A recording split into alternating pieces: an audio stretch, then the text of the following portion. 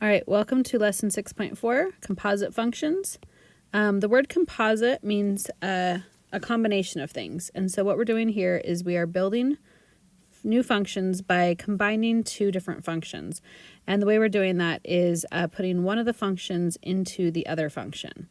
And so, for example, let's say we have two functions, f of x and g of x.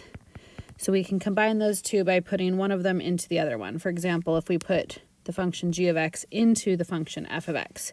So let's talk a little bit about notation. The way you would write that is you would write that f of g of x. And so you can see by that notation that the function g of x is being put inside the function f. The other way to write that, and this is a new notation, is f of g of x. Now both ways we say it the same way. We read it f of g of x. In both ways we're reading it the same, f of g of x. The difference is just in how we write it. We can write it either using the parentheses, which is probably going to be more comfortable. It's more what you're used to. You already are familiar with the idea that the parentheses mean of. But this little symbol right here, this little small circle, it's not as big as an O, it's not as small as a multiplication dot. You want it to be a circle. It means of. And so that's the composite symbol. So you can use either of these symbols. Either one of them mean the same thing, that we're taking the composition of f and g. We're putting the function g inside the function f. All right, so let's do some examples. So the first example here says, one thing we can do with composite functions is evaluate them at a specific value.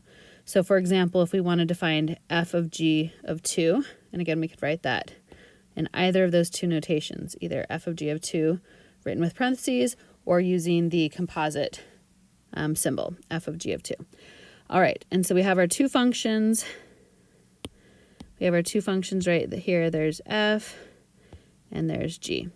All right, and so remember, this means we're going to put g inside of f, but we're also going to evaluate it at the point 2, at that specific value. So we have a couple steps we can do here. So step 1 says to plug the value, and that value is 2, in for x in the innermost function and solve. And so our innermost function is g. And again, if you're using the notation with the parentheses, you can kind of see that nesting idea, kind of like Russian nesting dolls. We're starting with a 2. We're going to plug that into the function g and work our way out from the middle, from the innermost. All right, so if we plug 2 into our g function, then we have g of 2 is going to equal 2 minus 9, which equals negative 7. All right, so we plugged the value into our innermost function g, and we solved it, and we got negative 7. So that's step 1. Step 2 says then to take your answer, which was negative 7, and plug it in for x in the outer function. And our outer function is our f function. So our f function, we're going to plug in that negative 7 into our f function. So that's going to give us 4 times negative 7 plus 5. All right, so then when we go ahead and evaluate function f at the value 7, we'll get 4 times negative 7 equals negative 28 plus 5. We're going to get negative 23. And that will be our answer then. That is f of g of 2. So those are the two steps. You first evaluate the value in the inside function, the innermost function. Then you take that answer and use that in the outer function. So let's go ahead and do a couple more of the examples down at the bottom of the notes.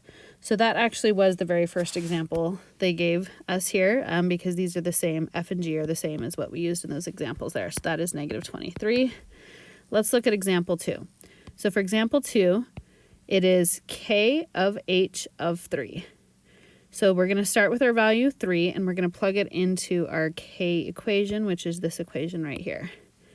All right, so we're going to into our h equation. So yeah, we want to plug it into h, this one. Sorry, because we're plugging it into the inside equation. So we want h of 3. Well, h is x squared minus 2, so we're going to go 3 squared minus 2. And that gives us 9 minus 2 gives us 7. So that's step 1. Step 2 is we're going to take that 7 and plug it into the outer equation. Now that's k. So we'll plug the 7 into our k equation. 2 times 7 plus 4. So that's the k equation, the k function evaluated at 7. And that will be 14 plus 4 equals 18. All right, let's do example 3.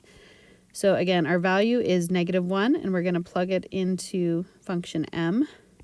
So m of -1 is going to equal -1 plus 6, which equals 5. Then we'll take that 5 and plug it into n, which is going to be 5 squared plus 8, and that's going to equal 25 plus 8 equals 33. If you notice, whenever I'm plugging in my value, either my original value or my first answer that I'm plugging in into step 2, I'm always using parentheses. Like right here, I use parentheses. Right there, I use parentheses. Right here and right here. Whenever you plug in a number, it's always a good idea to use parentheses. That will help make sure you're not getting your signs messed up or your squares messed up. Sometimes it doesn't matter, but it's a good habit to get in. All right, let's look at example number 4. Example number 4 uses the other notation, the notation with the composite symbol. So it's got that dot right there. So we still read it the same, f of g of 10. So we read from left to right, f of g of 10. But when we evaluate it, we're going to evaluate it from right to left. We're going to start with 10, plug 10 into g, and then plug that into f. So let's start by plugging 10 into g. So g of 10 is going to be 10 minus 9, which equals 1.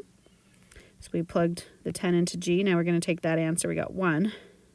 Now we're going to take the 1 and plug the 1 into f. So f of 1 equals 4 times 1 plus 5, which equals 9.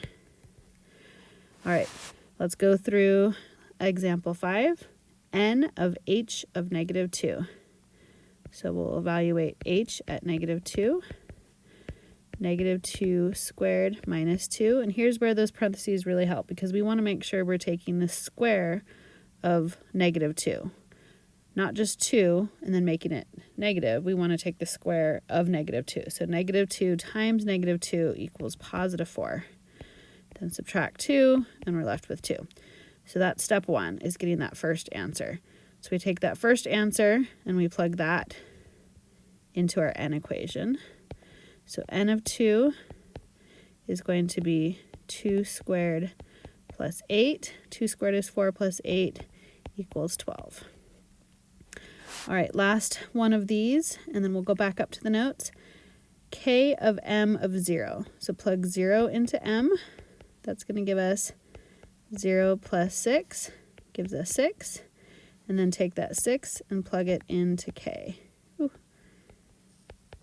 And so k is 2 times x, our x is 6, plus 4. So that gives us 12 plus 4 gives us 16. All right, so that is examples 1 through 6. And that is in the first scenario where we are evaluating a composite function at a specific value. So the next thing we can do, though, is sometimes we might want to evaluate it. We just want to create an expression that we could use for any value of x. So in this case, it's saying find f of g of x. Either notation. So they're not giving us a specific value to plug in. They just want to know generally what is the function. So here's where we're actually creating a new function out of the two original functions. And so there isn't a value to plug in. And so what we're actually plugging in is we're plugging in the entire equation. So step 1 says plug the entire innermost function, and our innermost function is g. So we're going to plug the entire g function into the x values of the outer equation.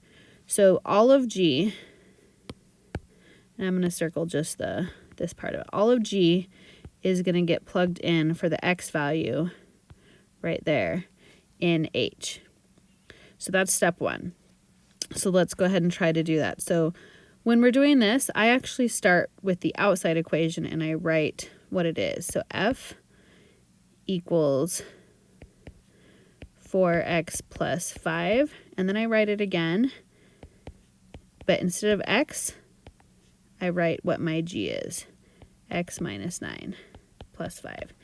So I started with f, started with f right there, and then this right here is going to be my f of g, is because I plugged the g, and this is g right here, into my f.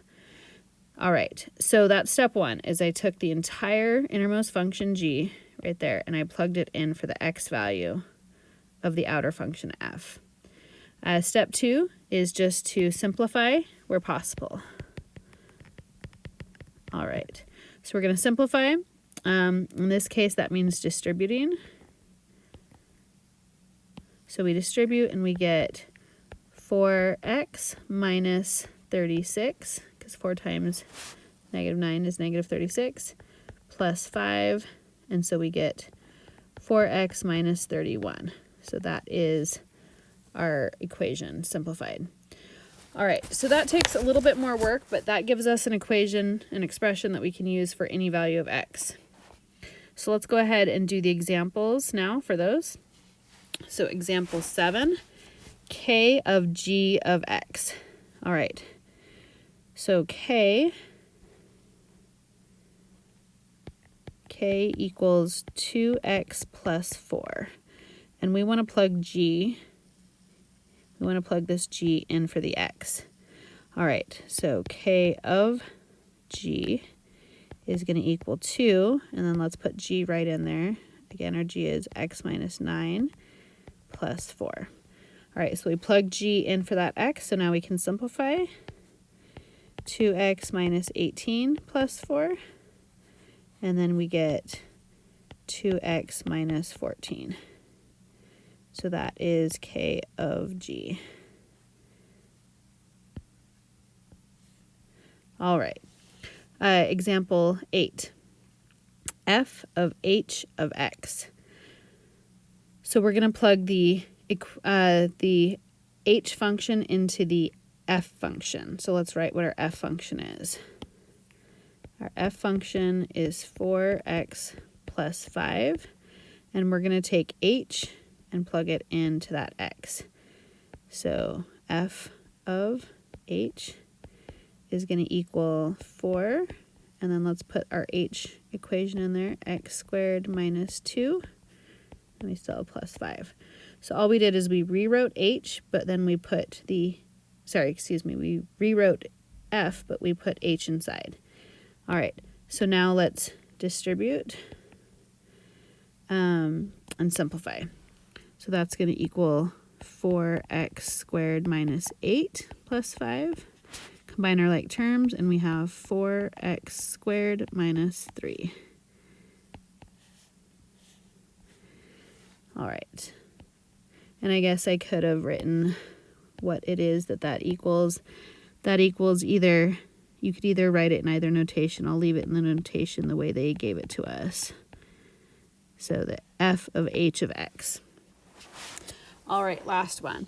Last one, we are plugging, so this is in the composite notation, but we read it the same, n of m of x. So again, the way we plug in is we plug in from, we read it from left to right, but we plug in from right to left. So we're plugging the m function, into the n function. So our n function, n equals x squared plus 8. So let's write it with n in it. So n of m is going to equal x plus 6 squared plus 8. All right, so we plugged m into n. Now we just have to simplify. If you remember from chapter 5, we had to do this a lot where we expanded when we have x plus 6 squared. Remember, that means the same thing as, as x plus 6 times x plus 6. And then we still have plus 8. So we're going to FOIL that. So that's x squared plus 6x plus 6x plus 36. Sometimes when you guys are foiling, you forget that every one of these is a multiplication, and you get to the last one, and instead of 6 times 6, you do 6 plus 6 or something. Remember, we're multiplying each of these pairs. And then we still have plus 8 on the end. Okay, so combine our like terms. We have x squared at the beginning. 6x plus 6x is 12x. And then we have plus 36 and plus 8, so that gives us plus 44. So that is our composite function there. All right, so that is it for notes. On the homework, for the first 9 problems, it will be the same as the first examples, where you have a specific value you are plugging in. And so for 1 through 9 here, they'll give you a specific value. So you start with that value, and you're going to plug it into your inside function first, and then to the outside function. For the rest of them, 10 through 15, 10 through 16, you are going to find an expression by plugging in the innermost function into the outside function. So where you're, for example, in number 10, you'll plug that expression for g, that equation, function g, into the function for f. Good luck, and I'll see you in class.